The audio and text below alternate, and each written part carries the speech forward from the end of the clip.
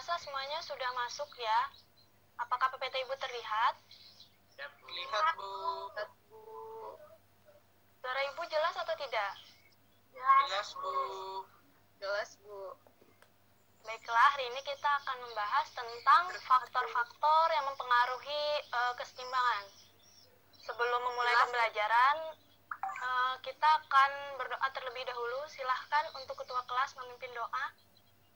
Baiklah teman-teman, sebelum mulai pelajaran, alangkah baiknya kita berdoa menurut agama dan keyakinan kita masing-masing. Berdoa mulai.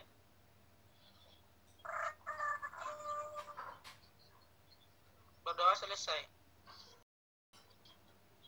Ya, next.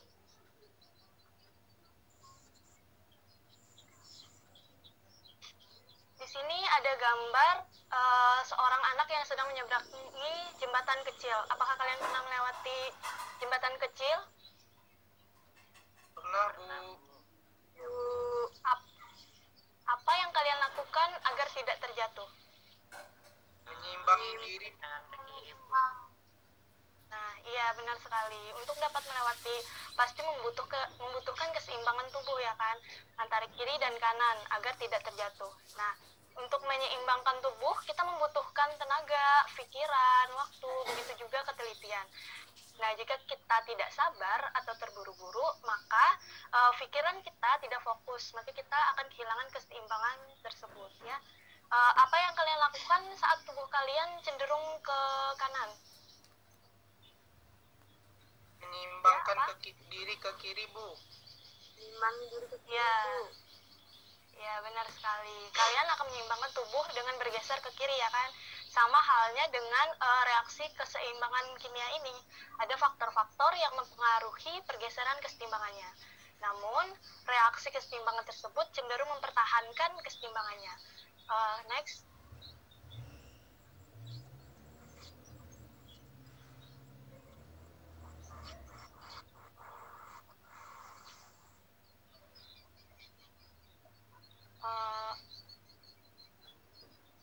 Sampai tujuan ya, nanti sebelum memulai pembelajaran, Ibu akan menyampaikan tujuan pembelajaran pada pagi hari ini. Apa ada yang bisa membacakan untuk Ibu? Sampai Saya, Bu. ya, silakan Amel. Tujuan faktor-faktor yang mempengaruhi pergeseran keseimbangan yaitu kita dapat menjelaskan faktor-faktor yang mempengaruhi pergeseran keseimbangan kimia.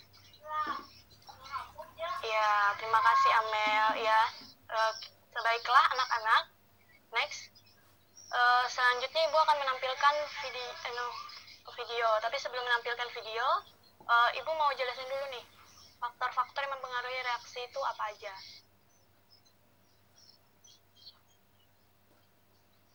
Yang pertama,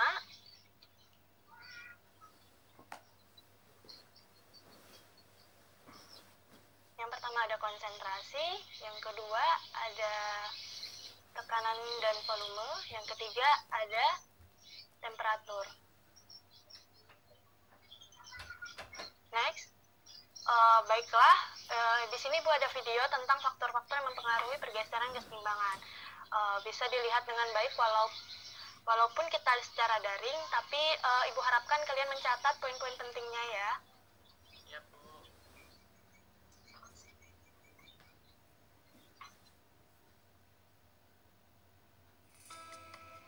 Asas Lee Catalier. Apabila dalam suatu kesetimbangan diberikan suatu benda, maka kesetimbangan akan berubah menjadi tidak setimbang. Dan akhirnya berat sebelah. Untuk mengurangi akibat dari benda tersebut, kesetimbangan harus bergeser untuk membentuk kesetimbangan yang baru. Hal inilah yang disebut dengan asas Lee Catalier. Asas Lee Catalier menyebutkan bahwa apabila dalam suatu kesetimbangan diberikan aksi, maka kesetimbangan harus bergeser dan membentuk kesetimbangan yang baru. dimaksudkan dalam hal ini adalah berupa pengaruh dari konsentrasi, tekanan, volume, dan suhu.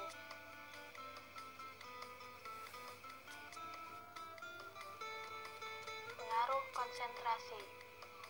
Pengaruh konsentrasi dalam suatu kesetimbangan apabila jumlah A dan B ditambahkan, maka jumlah reaktan bertambah. Dan untuk menguranginya, maka C dan D dibentuk. Sehingga arah kesetimbangan akan bergeser ke arah kanan. Dari gambar tersebut, bagaimana jika C dan D ditambah? Apa yang akan terjadi dengan kesetimbangan? Pengaruh tekanan dan volume. Pengaruh tekanan dan volume hanya terjadi pada sistem yang melibatkan gas.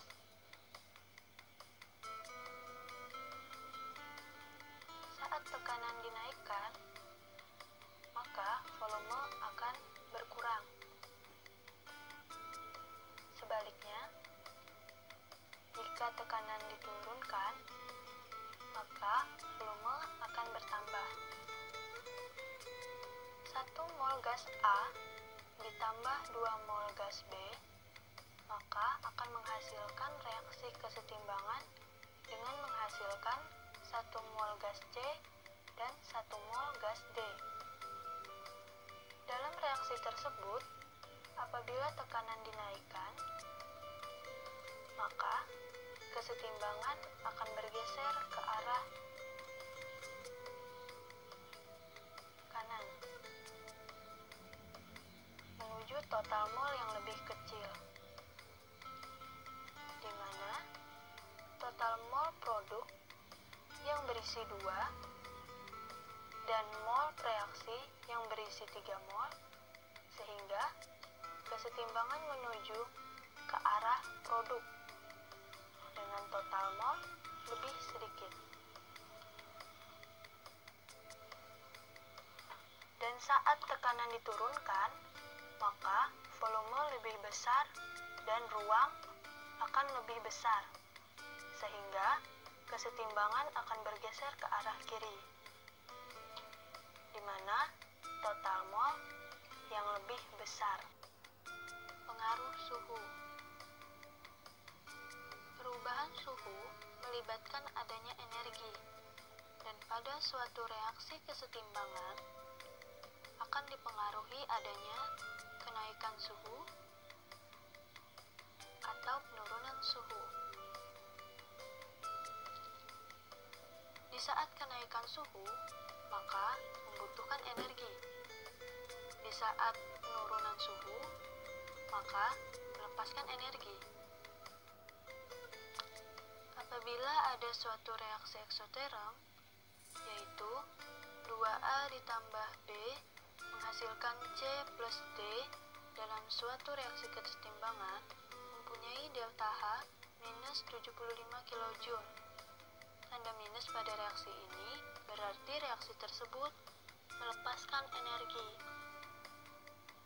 Dan di saat suhu dinaikkan, maka kesetimbangan akan bergeser ke arah kiri atau reaksi endoterm.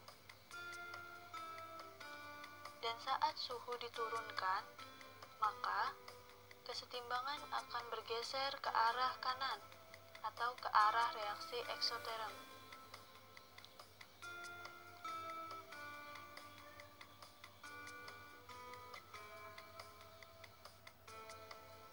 Untuk reaksi endoterm, di mana tanda plus menunjukkan reaksi tersebut membutuhkan energi. Saat suhu dinaikkan, maka kesetimbangan akan bergeser ke arah kanan atau ke arah reaksi eksoterm.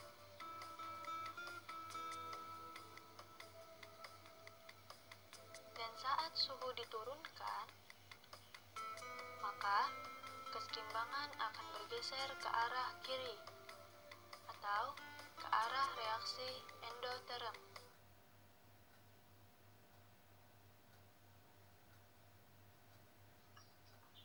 Ada yang belum paham atau ada yang ingin ditanyakan dari penjelasan video Ibu tadi?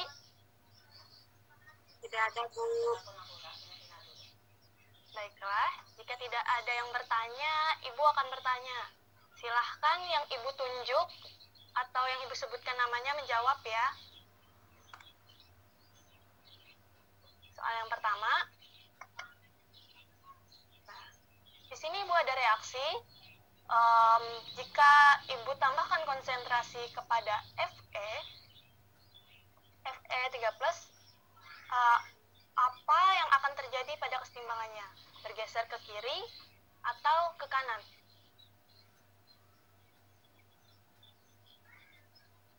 Kanan, Bu. Untuk belum Ibu tunjuk ya. Untuk Amelia, apa jawabannya? Ke kiri atau ke kanan? Ke kanan, Bu. Ya. Jawabannya jawabannya salah ya. Seharusnya ke kiri karena sudah dijelaskan di video tadi bahwa jika konsentrasi di produk ditambah, maka kesetimbangan akan bergeser ke arah lawan. Dan di sini Ibu sudah memberikan tips ya bahwa konsentrasi ditambah, kesetimbangan ke arah lawan. Dan di dalam video tadi ada pertanyaan nih. Pertanyaannya adalah bisa dibaca ya sendiri di slide Ibu. Sebelumnya ya, yang foto ini tadi di situ ada pertanyaan ya. Jadi bagaimana jika C dan D ditambah? Nah, apa yang akan terjadi pada kesetimbangannya kan? Di situ Ibu beri jawaban ya. Karena menurut Ibu kalian mungkin sudah paham dari video yang Ibu tampilkan tadi. Jika C dan D ditambahkan, maka kesetimbangan akan bergeser ke arah A dan B. Selanjutnya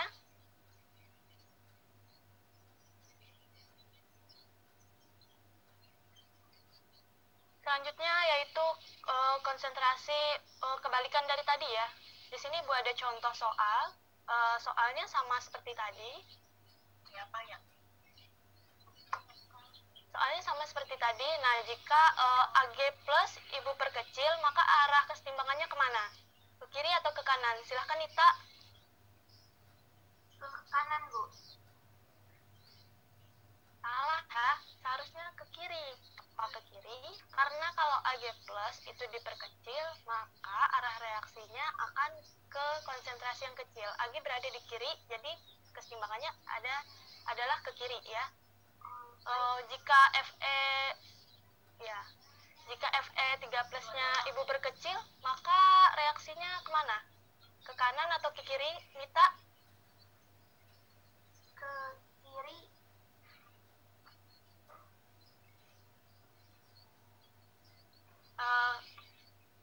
Ke kanan Nita, karena Fe 3+ itu berada di kanan. Dan jika kita lihat ya, jika Ibu perkecil Fe 3+-nya, maka arah reaksinya akan ke produk yang lebih kecil atau konsentrasi yang lebih kecil, yaitu Fe 3+. Bisa dilihat jawabannya ya. Ya, next. Lihatin jawabannya. Ibu udah nulis jawabannya, nanti Ibu share ya PPT-nya ke grup jika Ibu lupa, bisa diingatkan. Di sini Ibu ada juga contoh soal tentang pengenceran ya. Nah, contoh soalnya itu sama seperti tadi soalnya, namun di sini jika campuran ini Ibu encerkan dengan tambahan H2O pada sistem, maka kesetimbangan akan kemana? Ke kiri atau ke kanan? Mol yang terbesar yang mana? Kanan atau kiri?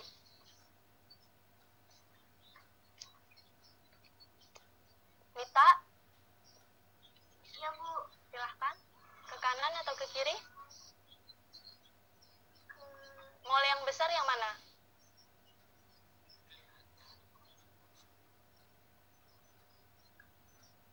Kanan, Bu. Ke kiri ya, karena mall terbesar itu yang dihitung hanya yang aqueous. Kenapa yang solid tidak dihitung? Karena dalam konsentrasi kesetimbangan solid itu tidak dihitung atau mallnya tidak dihitung. Semoga dipahami ya Nita. Oke, kita lanjutkan lagi. Contoh berikutnya. Ya, nggak apa-apa. Masih belajar.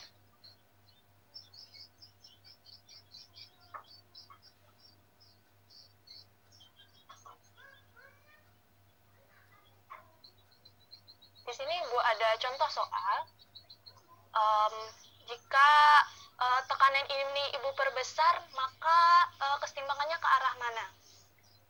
Ke kanan atau ke kiri? Jika Ibu perbesar, maka kesetimbangannya akan ke mall yang kecil. Silahkan Yunari jawab. Kesetimbangannya ke kanan atau ke kiri? Mall yang kecil yang mana? Yang kanan atau yang kiri?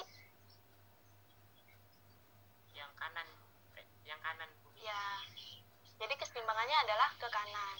Nah, jika tekanannya Ibu perkecil, maka kesetimbangannya kemana Yunari? Ke kanan atau ke kiri? Ke mall yang terbesar yang mana? Yang kiri, Bu. Nah, iya benar sekali Yunari, ke kiri. Jadi bisa dilihat koefisiennya di situ menunjukkan jumlah mol pada reaksi tersebut. Di sini Ibu juga udah ngasih hitungannya ya, hitungan molnya. Ya, di sini Ibu ada contoh yang terakhir ya. Contoh yang temperatur. Nah, di sini Ibu ada contoh reaksi.